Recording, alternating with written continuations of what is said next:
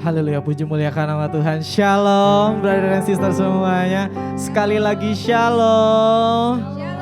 Apa kabar kita hari ini? Luar biasa, amin. Yes, boleh katakan di samping kiri kananmu, kabarmu hari ini luar biasa. Yes. Kita siap untuk memuji mempermuliakan nama Tuhan hari ini, amin. Yang siap memuji mempermuliakan nama Tuhan boleh lambaikan tangannya.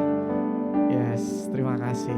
Yuk, sebelum kita masuk dalam pujian penyembahan kita, mari kita sama-sama satu hati, kita mau berdoa di hadapan hadiratnya. Mari kita berdoa. Maha besar Allah Bapa kami dalam kerajaan surga, Bapa kami puji, kami sembah dan sapa dalam anak-Mu Yesus Kristus Tuhan. Terima kasih Bapa untuk setiap penyertaan perlindungan-Mu yang sempurna bagi kami Tuhan. Kami ada di tempat ini sebagaimana kami ada Tuhan, dan kami hadir di tempat ini kami mau, dan kami siap untuk memuji membesarkan nama-Mu Tuhan. Engkau tuntun ibadah ini awal pertengahan hingga boleh berakhirnya. Biarlah boleh jadi dalam nama anak Bapa, Putra dan Roh Kudus. Dalam nama Tuhan Yesus Kristus kami berdoa. Haleluya, haleluya. Amin. Yes, kita percaya kemenangan terjadi buat kita. Tahun ini kita mengalami kemerdekaan yang datang daripada nama Tuhan. Maka dari itu kita juga akan merdeka dari setiap masalah persoalan kita. Terima kasih.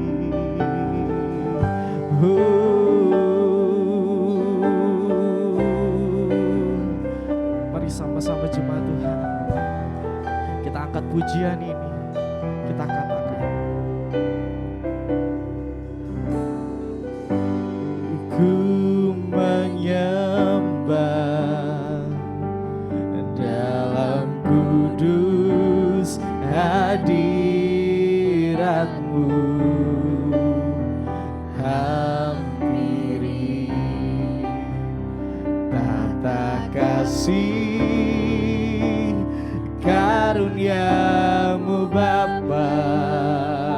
Hanya kekuatan yang kami dapat dari-Mu Bapa.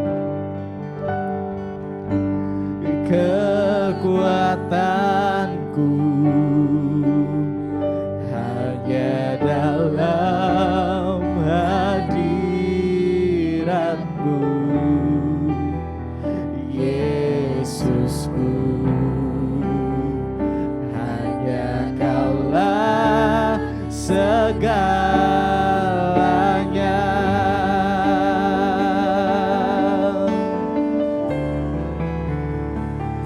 Ku yakin Kau hadir di sini. Ku rasakan kuasa yang tak terbatas. Ku yakin Kau nyata di sini. Kemenangan terjadi di sini. Mari sekali lagi kita katakan dengan hati kita. Ku menyembah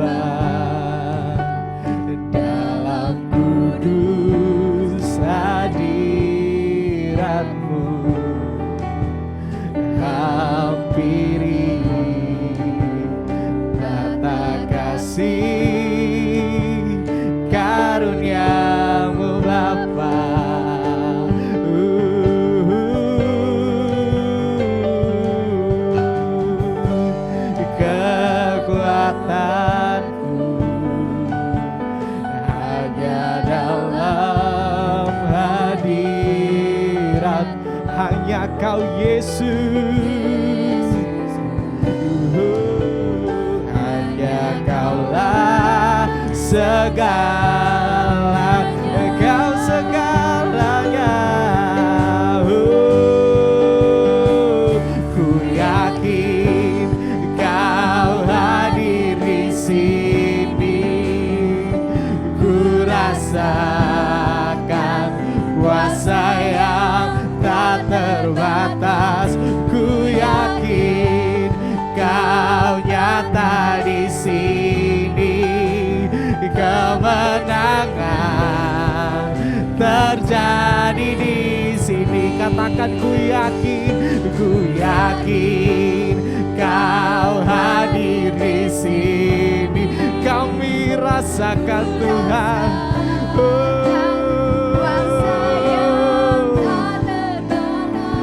Ku yakin Kau nyata di sini. Kemenangan terjadi di sini. Katakan dari hatimu, segenap jiwaku memujimu. Hei, sungguh besar Kau Yesusku. Segenap hatiku menyembahmu. Kau besar, Kau besar. Segenap jiwaku memujimu. Sungguh besar Kau Yesusku. Segenap hatiku menyembahmu. Kau besar, Kau besar, Kau besar, Kau besar.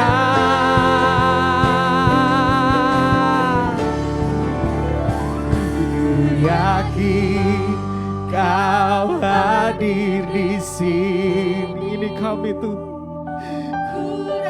Ini kami Bapa. Mari hadir di tengah-tengah kami. Ku yakin Kau nyata di sini. Kemenangan terjadi di sini. Oh, terjadi di sini. Ini kemenangan yang kami terima Bapa.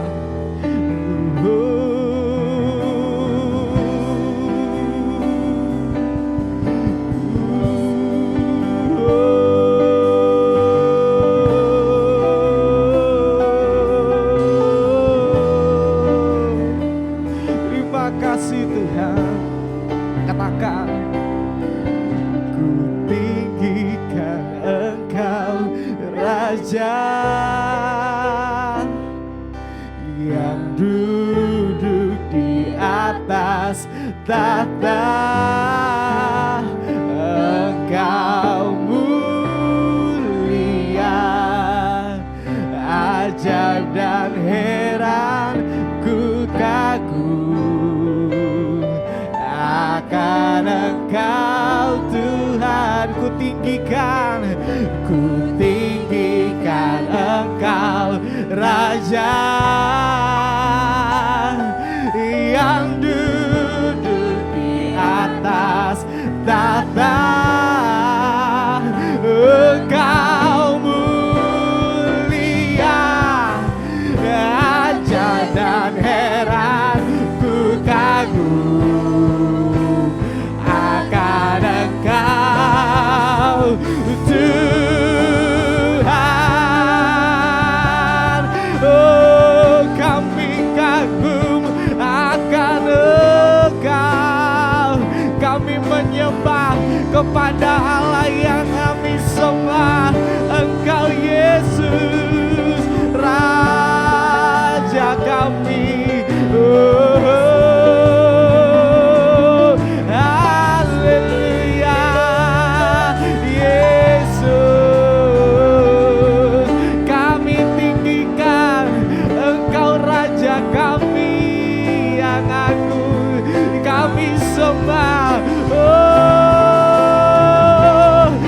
sebab hanya kepadamu kami berlindung, sebab hanya kepadamu kami meraih kemenangan Tuhan.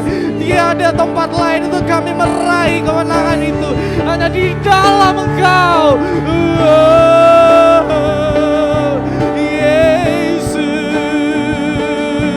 ini penyembahan kami masuk bersama dengan Engkau di dalam Firdaus Tuhan. Kami mau Bapa, kami mau Tuhan untuk terus mengalami kemenangan.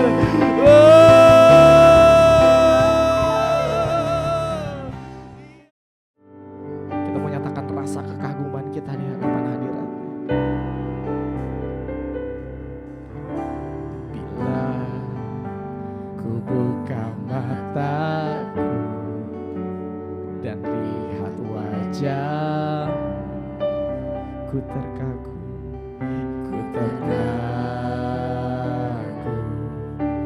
bila ku lihat hidupku dan karya tangan. Aku tersanjung karena semua yang baik dalam hidupku itulah karyamu.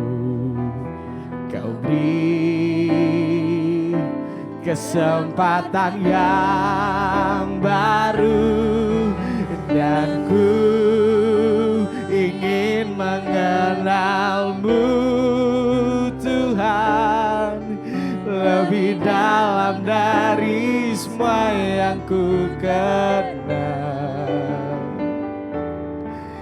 Tiada kasih yang melebihimu, ku ada untuk menjadi penyembahmu.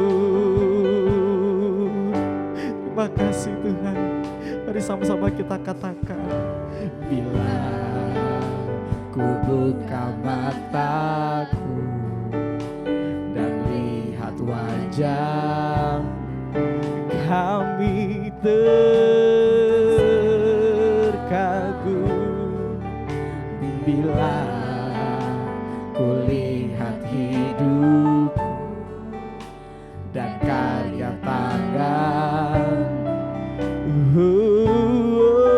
ku tersanjung karena semua yang baik dalam hidupku itulah karyamu. Kau beri kesempatan yang baru dan ku ingin mengenalmu Tuhan lebih dalam dari semua yang ku kenal. Tiada kasih yang melebihimu, ku ada untuk menjadi penyembah. Sekali lagi kita katakan dengan hamba Tuhan Pak Daniel Eko, kami persilakan. Ingin mengenalmu Tuhan lebih dalam dari semua yang ku kenal.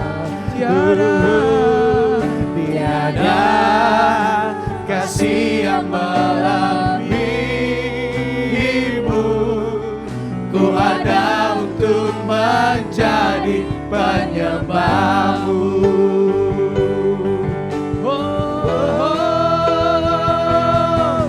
Dan ku ingin mengenalmu Tuhan lebih dalam dari semua yang ku kenal. Tiada kasih yang melebihimu, ku ada untuk menjadi penyembahmu. Ku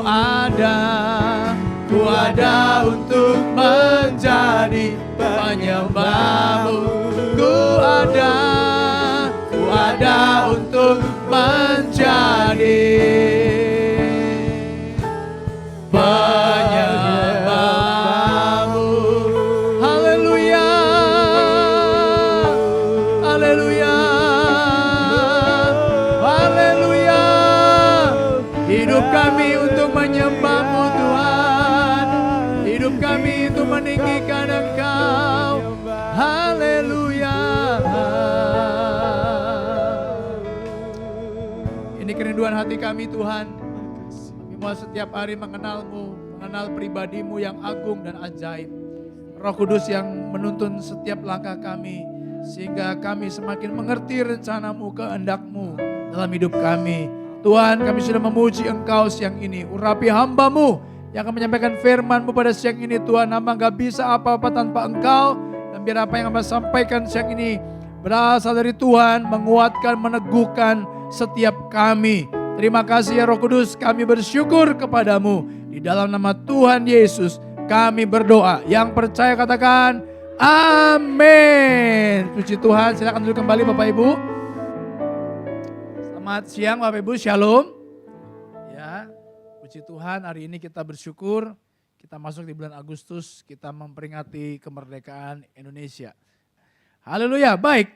Firman Tuhan siang ini saya akan kasih judul iman dan kesehatan mental. Kita buka kitab kita Bapak Ibu, Filipi pasal yang keempat, ayat 6 sampai ayat yang ke-9.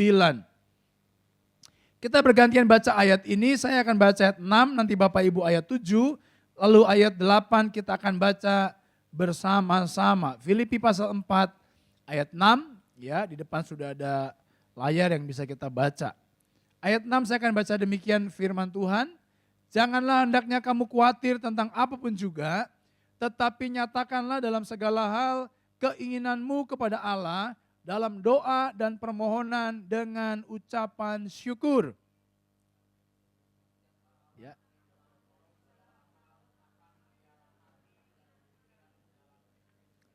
Iya, ayat 8 kita baca sama-sama, 1, 2, 3. Jadi akhirnya saudara-saudara, semua yang benar, semua yang mulia, semua yang adil, semua yang suci, semua yang manis, semua yang sedap didengar, semua yang disebut kebajikan dan patut dipuji, pikirkanlah semuanya itu. Amin. Saudara-saudara, ternyata begini, iman dan kesehatan mental itu ada hubungannya. Karena kalau iman kita semakin merosot Bapak Ibu, maka kita tidak punya sebuah kekuatan untuk menghadapi berbagai macam persoalan yang kita hadapi sehari-hari. Makanya saya percaya ketika seseorang mempunyai iman yang semakin kuat, maka dia punya kesehatan mental juga semakin luar biasa. Saudara-saudara, saya coba cari info soal apa itu kesehatan mental. Saya biasa searching di Google, saudara-saudara. Dan saya temukan artikel begini, kesehatan mental merupakan kondisi di mana individu memiliki kesejahteraan yang tampak dari dirinya yang mampu menyadari potensinya serta mampu mengatasi tekanan hidup yang normal pada berbagai situasi. Jadi orang yang punya kesehatan mental, dia mampu mengatasi tekanan hidup normal yang berada pada berbagai situasi kehidupan. Ternyata saudara-saudara, kata Google ini yang saya baca, situasi dan tekanan hidup sulit itu sesuatu yang normal. Coba Bapak Ibu, siapa yang hari ini gak punya tekanan hidup? Angkat tangan. Yang penuh masalah angkat tangan. Yang mukanya bermasalah angkat tangan. Saudara, saya bulan lalu saya ke Jawa karena hampir setiap bulan saya ke Jawa. Lalu ada satu teman saya, saudara, dulu dia teman remaja saya. Dan memang saudara-saudara kalau saya pulang ke Jawa, dulu teman sekolah minggu, teman remaja itu pada ngilang semua. Saya nggak ngerti. Ya ada yang saya dengar udah nggak ibadah, nggak pelayanan. Aduh, kadang-kadang kasihan. Makanya kalau saya ketemu teman remaja saya dari kami dulu masih SMP bareng-bareng, dia aktif pelayanan. Saya senang. Saya senang sekali ya. Dan saya berharap Bapak Ibu di sini yang Hari ini mungkin dari SMP, SMA, saudara harus tetap setia kepada Tuhan sampai akhir. Amin. Iya. Nah, teman saya yang dulu teman SMP ini dia cerita sama saya begini, karena dia sekarang sudah punya anak SMA. Ya, anak saya masih SD, TK, dan bayi, ya kan. Karena nikahnya belakangan, saudara ya. Malah teman SMA saya ada anaknya sudah lulus kuliah, ya kan. Waduh, jadi kalau saya reuni, kalau saya bawa anak, saya yang paling muda, saudara-saudara ya. Karena anak masih kecil-kecil. Tapi teman saya bilang begini, aduh saya ini pusing. Kenapa? Karena anak saya kan, ya karena saya tinggalnya di Wangon ya, masih desa lah, ya kan. Nah, dia punya anak itu pengen masuk SMA di negeri, karena di SMA biaya sekolahnya lebih murah. Tapi karena kepentok dengan masalah zonasi, beda kecamatan, saudara-saudara, dia nggak lolos. Lalu jalur prestasi, nilainya juga nggak lolos. Jadi dia pusing. Lalu karena di SMA negeri dia nggak bisa masuk, lalu dia berniat menyekolahkan anaknya ke STM, ke MSK. MSK. Hah? Oh SMK, iya. Karena saya cinta GBI jadi ingatnya MSK terus, saudara ya. Karena ada pelajaran MSK itu. Masuk SMK nggak bisa, karena katanya matanya bipolar, jadi nggak bisa membedakan warna. Nggak masuk juga, aduh dia makanya pusing. Jadi kemudian dia cari sekolah ke Purwokerto, saudara-saudara. Cari ke Purwokerto yang swasta, yang murah, SMA Kristen. Tapi yang menyedihkan, saudara-saudara, SMA Kristen, tapi pergaulannya jelek. Jadi dalam tanda kutip, saudara-saudara, sekolahnya dicap buruk. Waduh, sehingga dia kemudian anaknya pengen sekolah ke SMA Katolik. Itu dulu tempat saya sekolah, saudara-saudara. Itu saya harus bangga, itu SMA terbaik, swasta. Wih, ya kan? Saya di Katolik, lalu dia cerita gini, Mas, saya anaknya mau di situ, tapi biayanya mahal luar biasa, nggak sesuai dengan kemampuan.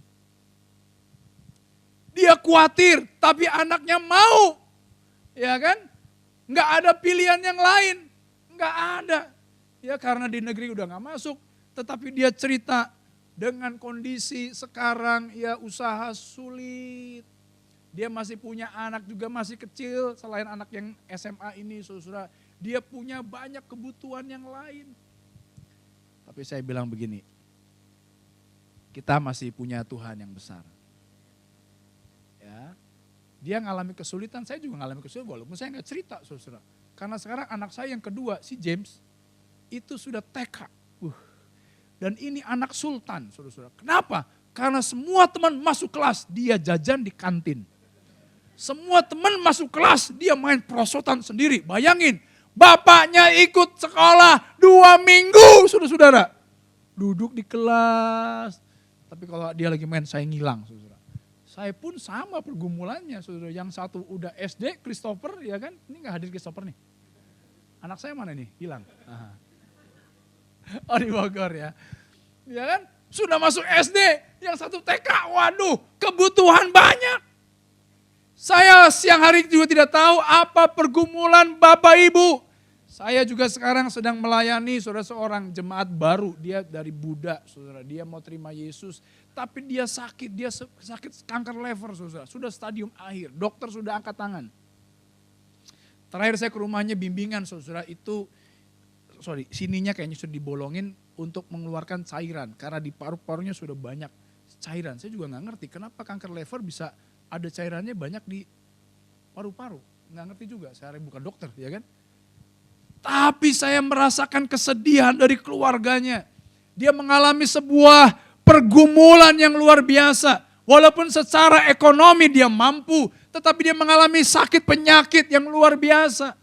Pagi ini atau siang hari ini pun saya tidak tahu apa pergumulan yang Bapak, Ibu, Saudara hadapi. Apakah itu pergumulan ekonomi, kesehatan, usaha, saya tidak tahu.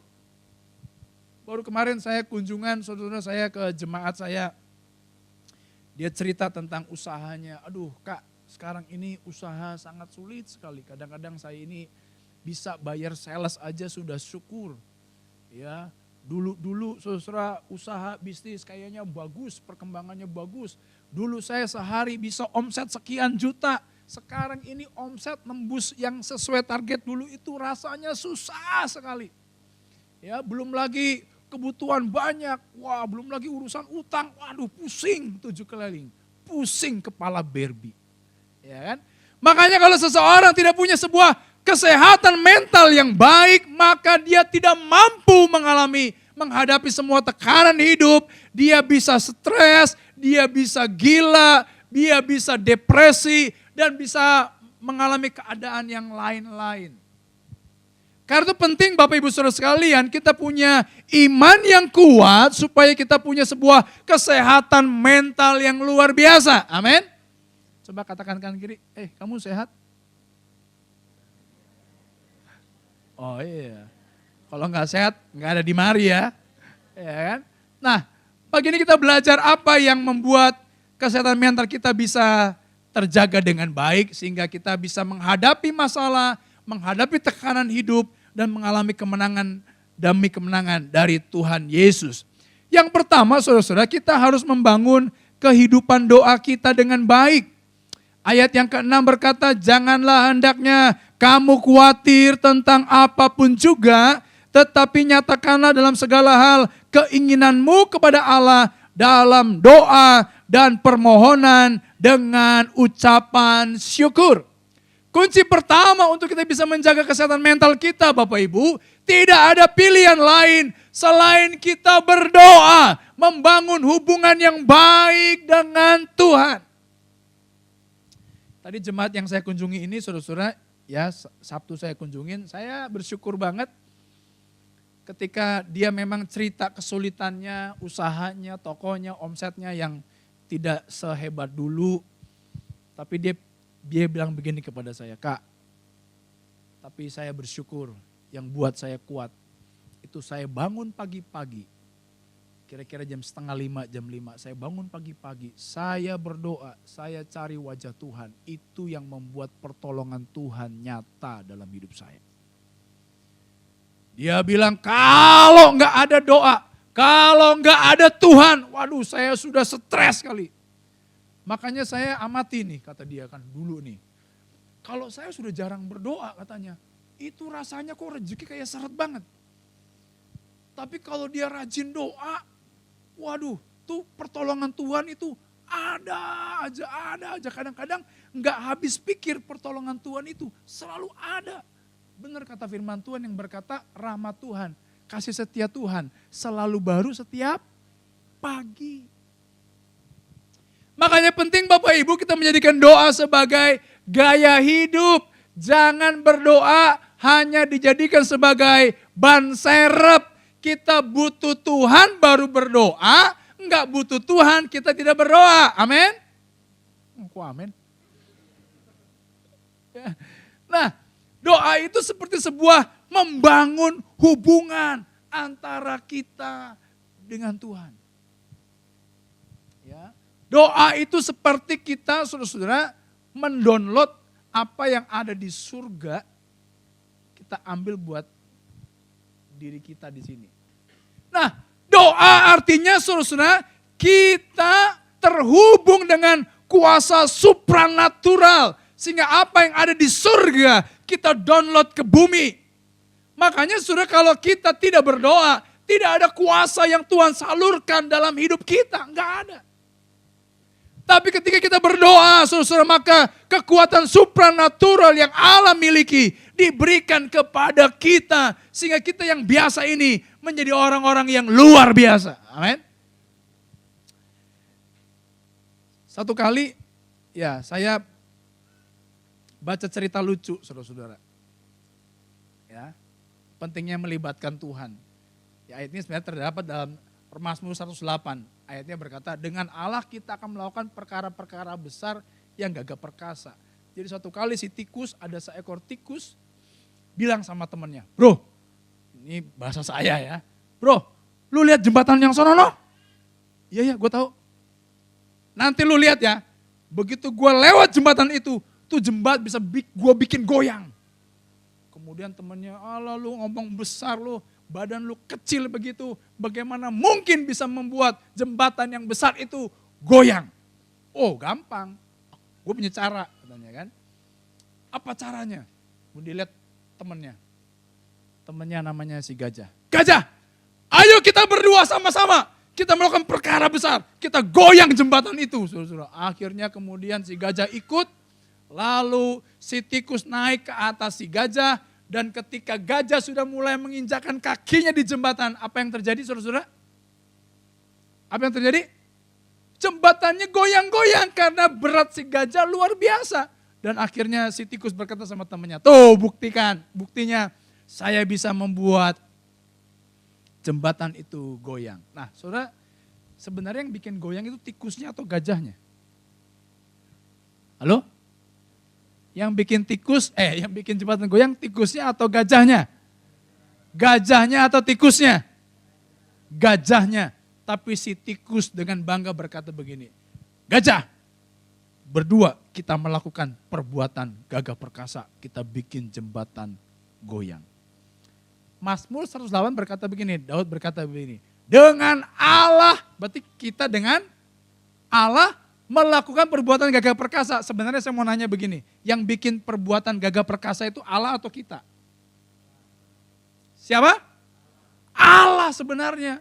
Jadi yang membuat kita bisa menjadi orang yang luar biasa itu Allah, bukan kita. Tapi ketika kita melibatkan Tuhan, maka kita akan melakukan perbuatan yang dahsyat dan luar biasa. Amin. Kuncinya adalah ketika kita melibatkan Tuhan. Bagaimana kita melibatkan Tuhan? Enggak ada cara lain selain kita membangun hubungan dengan Tuhan. Lewat doa-doa kita. Sekarang istri saya sudah belajar tidak mau banyak khawatir dan tidak banyak ngomong. Dulu sebelum COVID, saudara-saudara, waduh itu ngomong aja. Gimana nih kebutuhan, gimana nih. Tuhan izinkan terjadi COVID itu Bapak Ibu. Ya, karena saya bukan pendeta full timer. Saya pendeta full timer, saya tidak punya bisnis. Ya, waktu ibadah online kan persembahannya juga ngedrop Bapak Ibu ya, bukan cuma turun, itu benar-benar anjlok-jlok saudara-saudara ya. Tapi Tuhan membuktikan kuasanya lewat pertolongannya yang ajaib, nggak masuk akal. Jadi saya bisa merasakan pertolongan Tuhan yang luar biasa, jadi saya bilang sama istri saya, kamu lihat, pertolongannya ajaib. Jadi Allah yang kita layani, Allah yang hidup, Allah yang nyata. Jadi sekarang ini sebenarnya kalau kami hitung-hitung, saya kan rajin catat pengeluaran saya di aplikasi, saudara-saudara. Jadi saya rajin catat pengeluaran sampai parkir pun saya catatin, saudara. 2.000 pun saya catat, saudara. Karena kan kalau saya kan yang catat belanjaan, jadi di rumah kami itu saya yang belanja tiap hari. Jadi kalau Ibu Linda tanya harga tomat, harga bawang saya tahu Bu. Ya, harga cabai lagi tinggi ya saya tahu ya. Karena saya pagi ngantar anak sekolah, ngantar Christopher sama James, saya habis ngantar anak sekolah, saya belanja ke pasar. Ya, saya yang belanja ikan, istri saya tinggal minta beli ikan ini. Oh, saya yang beli, jadi saya tahu harganya. Ya, jadi kemudian saya catetin semua. Dan sebenarnya saudara, kalau dari di atas kertas hitungan matematika, itu pengeluaran saya setiap bulan itu 3 kali lebih besar daripada pemasukannya. Saudara bisa bayangin. Itu seperti 5 roti 2 ikan buat makan 5.000 orang. Itu udah berapa kali lipat itu David? Kebutuhannya udah berapa kali lipat? 1.000 kali lipat ya? Wah 5 roti soalnya. Itu 5 roti 2 ikan. Dimakan Bro David sudah habis itu. Malah kayaknya kurang ya. Iya kan? Jadi setiap bulan, saya mau cerita begini. Setiap bulan saya benar-benar mengalami mujizat Tuhan, pemeliharaan Tuhan yang ajaib. Sehingga saya bilang sama istri saya, kalau Tuhan pelihara, sekarang apa yang kita khawatir? Makanya Filipi tadi yang kita baca, saudara-saudara, janganlah hendaknya kamu khawatir tentang apa? Apapun juga. Udah. Apapun juga. Makanya saya nggak peduli mau harga cabai naik, mau harga tomat naik. Terakhir itu tomat, waduh harganya luar biasa banget. Sekarang sudah turun. Ya kan? Aduh saya bilang, gimana ini? Ya kan? Harga kebutuhan pokok naik, saya nggak khawatir. Kenapa? Karena dengan menaiknya harga bahan pokok, menaik pula berkat Tuhan. Amin. Ya iya, udah gak usah takut. Saya kan SPP anak saya, jadi istri saya cerita begini, Pak, kemarin Christopher naik kelas. Kata gurunya, Christopher termasuk anak cerdas. Saya bilang begini, enggak heran. Karena buah jatuh tidak jauh dari pohonnya. Jadi istri saya bilang begini, ada 2 berita gembira. 1 berita gembira, Christopher naik kelas dengan nilai baik. Yang kedua berita gembiranya, SPP naik 10%. Allah, naik 10%. Aduh Tuhan.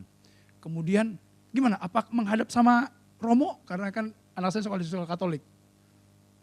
Gak usah, saya bilang. Malu-maluin. Anak pendeta minta keringanan biaya. Tapi kalau kamu berani, gak apa-apa sih. Coba aja sih foto ada keringanan, ya kan. Aduh. Lalu si James juga sama. Aduh, saya udah tungguin si James kan 2 minggu itu ya saudara ya. Lalu orang TU bilang gini, Papa James dipanggil sama ibu kepala sekolah. Waduh, saya pikir apa ini? Jangan-jangan nih anak bikin rusuh ya kan? Atau jangan-jangan karena saya nungguin sampai 2 minggu. Nemenin anak, mungkin mau dikasih tahu, dikasih nasihat. Pak, biarin anaknya mandiri begitu. Karena ini anak luar biasa, susah banget saudara. Disuruh potong rambut pun nggak mau, sampai gondrong-gondrong saudara. Sampai gondrong-gondrong. Sampai kemarin, saya begitu nyampe sekolah saudara, sudah ada poninya, begini saudara. Ada kordennya. Jadi seperti temannya Upin Ipin itu, si Mail ya. Saudara tahu Mail? Yang gini ya. Saya kaget, James, wih, kata gurunya, Pak maaf ya Pak, saya potong soalnya rambutnya sudah nutupin mata. Oh nggak apa-apa Bu, soalnya dia susah disuruh potong rambut. Nah jadi waktu saya dipanggil kepala sekolah, saya mengira, ini ya kadang-kadang jangan suka mengira-ngira. Aduh si James kenapa nih? Lalu kemudian saya menghadap ibu kepala sekolah. Dia bilang gini, Pak, si James ini termasuk anak terpilih. Wih, kenapa Bu? Begini Pak, kami mau kasih beasiswa buat anak TK di kelas ini. Dan kami memutuskan memilih James. Bahwa SPP-nya dari sekian, dipotong jadi sekian. What? Wow. Itu namanya rezeki anak soleh. Ya kan? Nah, jadi saya melihat saudara, campur tangan luar biasa. Christopher naik 10%, adanya dipotong saudara. Dan jumlahnya sama saudara.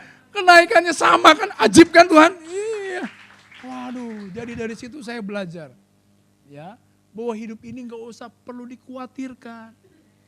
Apa yang menjadi kebutuhan kita, saudara sampaikan kepada Tuhan lewat doa. Bangun hubungan dengan Tuhan lewat doa.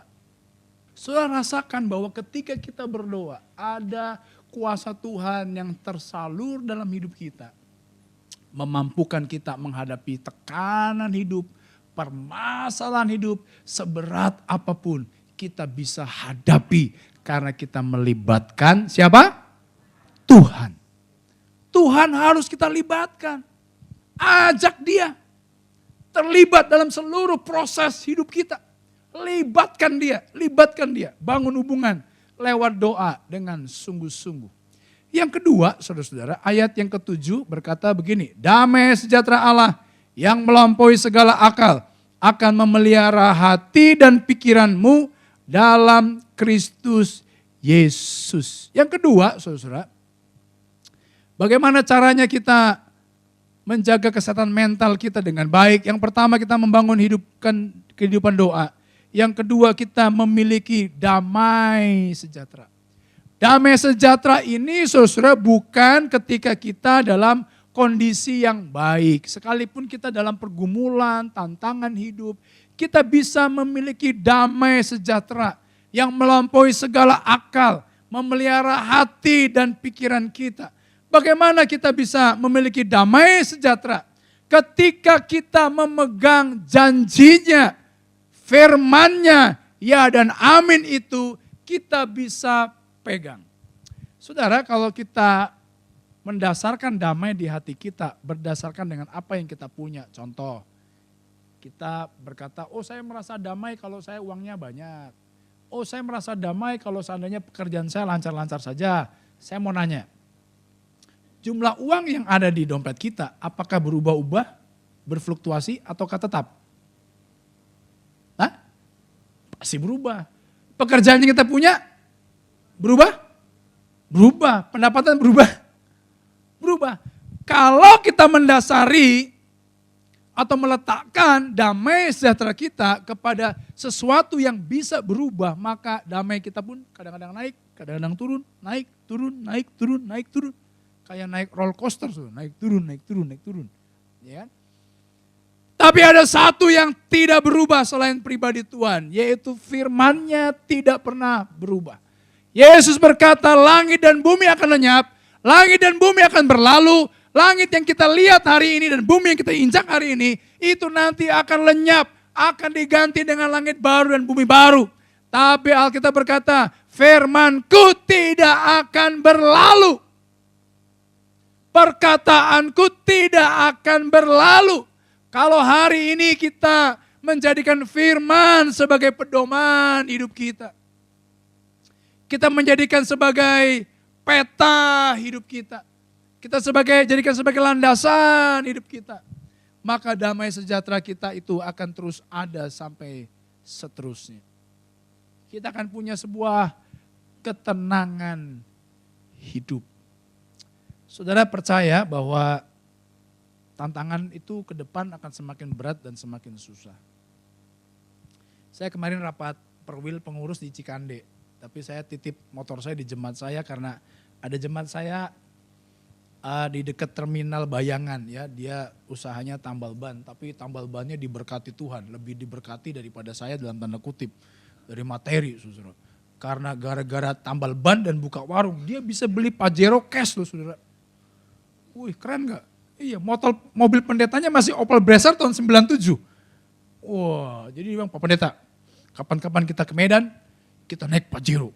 Wah, Pak Pendeta rasain nanti Pak, enak Pak. Masa sih Pak? Iya, wah dia diberkati Tuhan. Tapi memang ada pergumulan yang lain, saudara. Anaknya punya berkebutuhan khusus. Kasihan. Kalau dia cerita, istrinya cerita sama saya sampai anaknya diterapi sampai, waduh Pak biru-biru saya juga gak ngerti itu terapinya bagaimana. Ya, dan memang sebagai hamba Tuhan, sebagai gembala saya harus menguatkan hati jemaat yang saya layani. Tapi maksud saya begini saudara, kadang-kadang perkataan gembala itu terbatas. Iya kan? Ada batasnya seorang pendeta mungkin memberikan penghiburan, ketenangan kepada jemaatnya. Tapi yang tidak terbatas memberikan penghiburan, kedamaian bagi kita. Itu hanya firman-Nya saja. Ya. Damai sejahtera Allah yang melampaui segala akal akan memelihara hatimu. Saudara, kalau kita dipenuhi banyak khawatir, damai itu akan hilang dan itu akan membuat saudara menjadi susah tidur. Siapa di sini yang susah tidur? Siapa yang pelor? Nempel molor? Halo? Ya, saya tipe orang yang pelor, saudara. Jadi kalau naik mobil begitu duduk, kalau saya nggak setir, duduk tak langsung tidur. Ya, di mana aja mau nggak peduli, mau di kursi, mau di karpet begini, nempel molor, tak tidur langsung, saudara. Oh iya, aduh rasa-rasanya itu nikmatnya tiada tara. Jadi kalau kita bisa tidur dimanapun dengan gaya apapun, itu sebuah kenikmatan tersendiri. Kenapa saudara? Karena saya belajar menyerahkan segala perkara sama Tuhan. Saya pegang firman-Nya dan janjinya yang tidak pernah berubah. Jadi kalau kita pegang janjinya, maka saudara kita bisa hidup dengan penuh damai sejahtera. Roma pasal yang ke-12, saudara-saudara, ayat 12 berkata begini. Bersukacitalah dalam pengharapan, sabarlah dalam kesesakan, dan bertekunlah dalam doa. Ayat ini berkata, Bersukacitalah dalam pengharapan. Pengharapan itu sifatnya di depan kita. Pengharapan belum terjadi. Ya. Dari mana kita berharap? Ibrani pasal 11 ayat 1 berkata iman adalah dasar dari segala sesuatu yang kita harapkan. Jadi saudara-saudara, harapan itu muncul dari iman yang kita punya. Iman itu berasal dari mana? Dari janji firman-Nya. Karena Roma 10:17 berkata iman timbul dari pendengaran, pendengaran oleh firman Kristus, firman Tuhan. Abraham pernah dijanjikan oleh Tuhan, dia akan punya keturunan. Waktu umur Abraham 75 tahun, Tuhan berkata kepada Abraham, Abraham nanti kamu akan punya anak, kamu akan menjadi bapa banyak bangsa. Walaupun Abraham berkata, Tuhan saya kan gak punya anak, saya sudah tua. Oh enggak, nanti anak kandungmu yang kamu akan punya anak kandung dari Sarah, begitu kira-kira ya.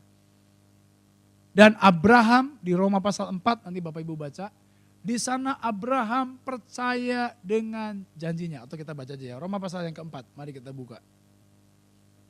Ayat yang ke-17. 1, 2, 3. Seperti ada tertulis, engkau telah kutetapkan menjadi bapa banyak bangsa, di hadapan Allah yang kepadanya ia percaya, yaitu Allah yang menghidupkan orang mati, dan yang menjadikan dengan firman-Nya, apa yang tidak ada menjadi ada.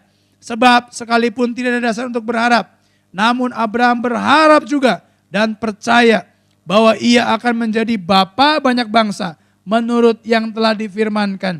Demikianlah banyaknya nanti keturunanmu, imannya tidak menjadi lemah, walaupun ia mengetahui bahwa tubuhnya sudah sangat lemah, karena usianya telah kira-kira 100 tahun, dan bahwa rahim Sarah telah tertutup. Ayat 20 perhatikan.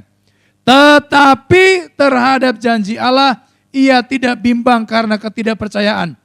Malah ia diperkuat dalam imannya, dan ia memuliakan Allah dengan penuh keyakinan, bahwa Allah berkuasa untuk melaksanakan apa yang telah ia janjikan. Jadi maksud saya begini, Allah berjanji maka muncul harapan dalam diri Abraham. Karena dasar dari Abraham berharap itu adalah janjinya. Jadi janji Tuhan membuat Abraham berharap dan kemudian dia beriman bahwa janji itu akan digenapi. Sekalipun janji itu digenapi, Abraham harus menunggu waktu 25 tahun. Tadi kita baca ya, umur Abraham 100 tahun ketika janji itu ditepati. Tapi dalam masa penantian itulah memang ujian bagi iman Abraham. Nah, tapi kalau kita belajar dari iman Abraham ini Bapak Ibu, ketika kita meyakini setiap janji Tuhan yang ada dalam firman-Nya, itu yang membuat saudara kita punya sebuah kedamaian yang sejati.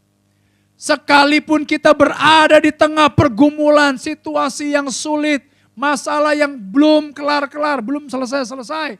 Tapi ketika kita ingat janjinya, firman-Nya dalam diri kita, itu yang akan membuat kita mengalami kedamaian dan ketenangan.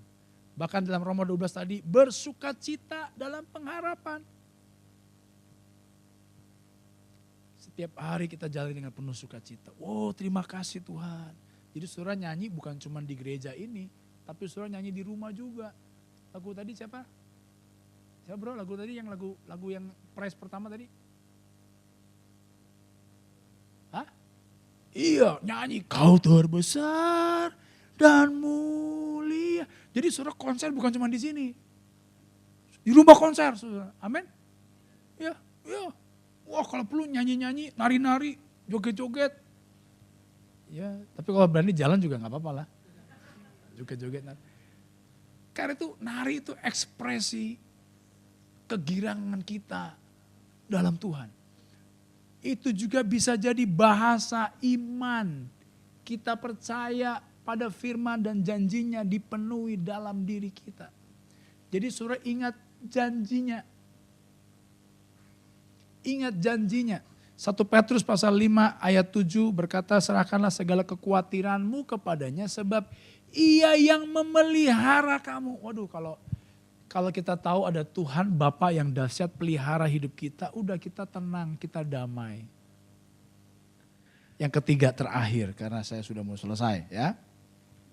Apa yang membuat saudara kesehatan mental kita terjaga? Yang ketiga, kita memikirkan hal-hal yang mulia. Ayat 8. Jadi akhirnya saudara-saudara, semua yang benar, semua yang mulia, semua yang adil, semua yang suci, semua yang manis, semua yang sedap didengar, semua yang disebut kebajikan dan patut dipuji, pikirkanlah semuanya itu. Maksud saya yang ketiga ini adalah memikirkan hal-hal yang mulia, memikirkan hal-hal yang baik. Tadi saya ketemu sama kawan lama namanya David dan Ricky di bawah. Dia langsung bilang begini, "Wih Pak, kok badannya kurus amat?" Wah ya, saya belajar Bu, masih belajar. Saya mau belajar makan makanan yang sehat. Kenapa? Bulan lalu saya cek, tadi saya cerita, di lab. Saya cek di lab karena ada promo, ini ada lab baru, jadi promo harga murah. Ya, 2 orang hanya bayar 500.000, yang 499 sekian kan sama saya 500.000. Terus saya ajak jemaat saya, "Nas, ayo, Kak Dani lihat di situ ada promo, cek lab, kamu mau gak cek?" "Oh boleh Kak, boleh Kak." Jadi kami berdua, saudara, cek. Wah begitu hasil rapotnya diliatin, cek. Kolesterol tinggi, gula tinggi, bayangin saudara, waduh perasaan saya dulu kolesterol saya bagus, ini kenapa bisa jadi begini? Saya ingat saudara, kalau rapat perwil tiap bulan kelapot terus saudara, makanya babi panggang, wah itu. Aduh, makanya saya bulan lalu doa di Villa Regensi staf BPD saudara, Pak Yonatan Arif itu tahu saya suka rawon, jadi istrinya masakin rawon, karena terakhir khotbah di tempat dia, istrinya masak rawon, waduh daging sapinya enaknya luar biasa. Tapi kemarin saya begitu mau makan rawon, saudara, ingat kolesterol tinggi, daging sapi, waduh. Di sebelah ada rebusan kacang panjang, rebusan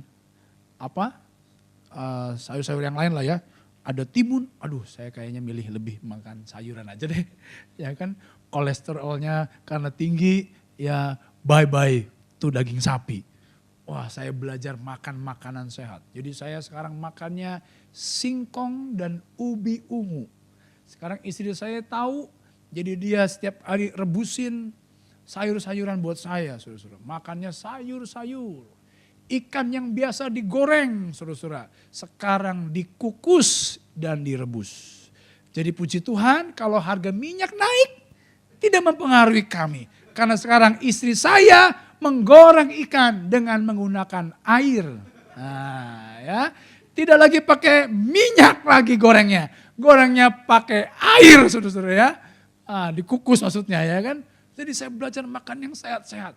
Maksud saya begini, apa yang kita makan mempengaruhi tubuh kita. Apa yang kita makan secara rohani mempengaruhi manusia rohani kita. Kalau kita kasih makan rohani kita dengan makanan yang sehat, akan menghasilkan kerohanian yang sehat. Karena Yesus sudah berkata, manusia hidup bukan dari roti saja, tapi dari setiap firman yang keluar dari mulut Allah. Artinya begini, kalau saudara perlu kasih makan tubuh saudara dengan makanan yang sehat, saudara perlu kasih makan manusia rohani saudara dengan makanan yang sehat. Apa makanan sehat yang harus kita makan untuk rohani kita? Firman-Nya, perkataannya.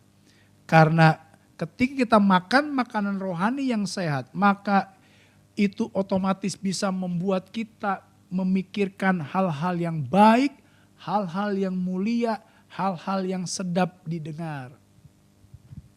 Tapi kalau saudara isi pikiran saudara, kasih makan pikiran saudara dengan hal-hal yang menakutkan, mengerikan, saudara akan menjadi takut sendiri. Jadi saudara maksudnya begini, apa yang kita dengar, apa yang kita lihat mempengaruhi sikap kita, cara kita berperilaku. Karena jendela dalam hidup kita cuma 2, apa yang kita lihat dan apa yang kita dengar.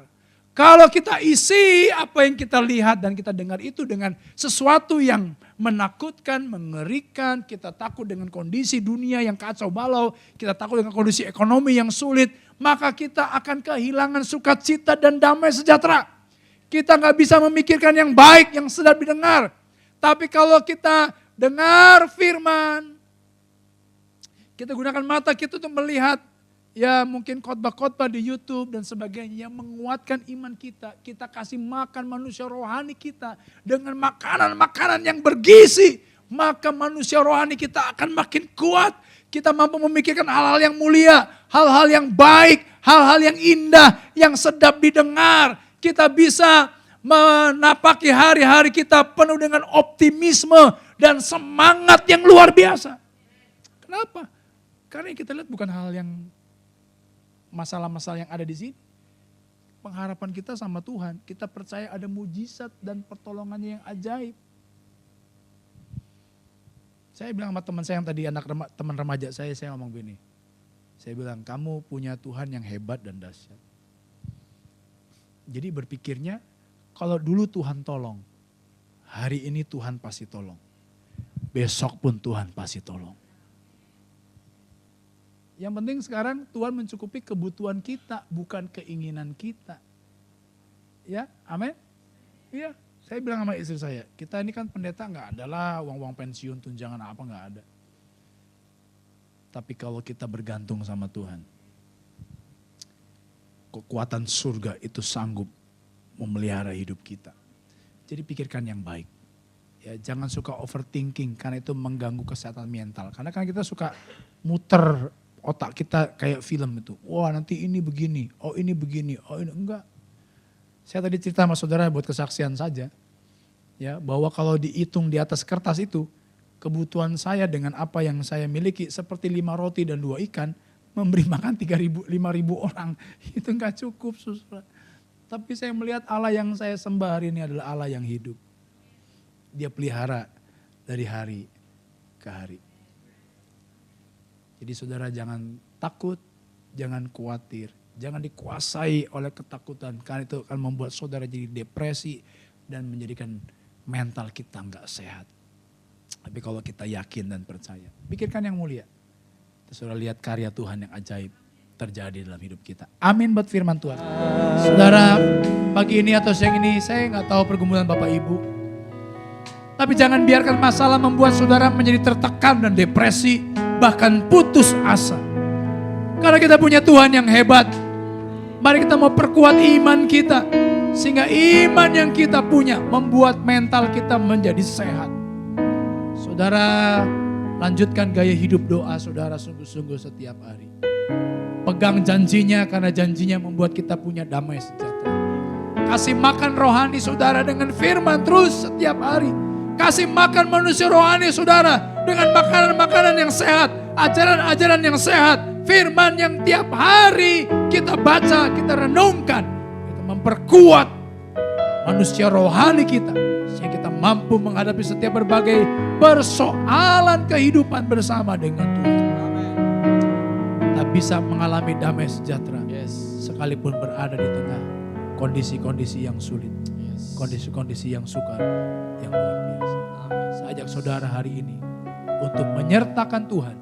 Karena penyertaan Tuhan membuat saudara mengalami mujizat dan kemenangan dari Tuhan. Mari saudara-saudara kita angkat kedua tangan kita untuk menerima berkat dari Tuhan. Tuhan memberkati engkau dan melindungi engkau. Tuhan menyinari engkau dengan wajahnya dan memberi engkau kasih karunia. Tuhan menghadapkan wajahnya kepadamu dan memberi engkau damai sejahtera. Tuhan akan mengangkat engkau menjadi kepala dan bukan menjadi ekor. Engkau akan tetap naik dan bukan turun. Apabila engkau mendengarkan perintah Tuhan Allahmu yang disampaikan pada hari ini, kau lakukan dengan setia. Oleh karena itu Bapak Ibu Saudara, terimalah berkat Tuhan. Terimalah berkat Tuhan, berkat dari Allah Bapa Putra Roh Kudus akan selalu limpah di dalam hidup kita sampai kedatangan Tuhan Yesus menjemput kita di awan-awan yang permai. Oleh karena itu bersama-sama kita katakan amin. Tuhan Yesus memberkati. Selamat hari Minggu.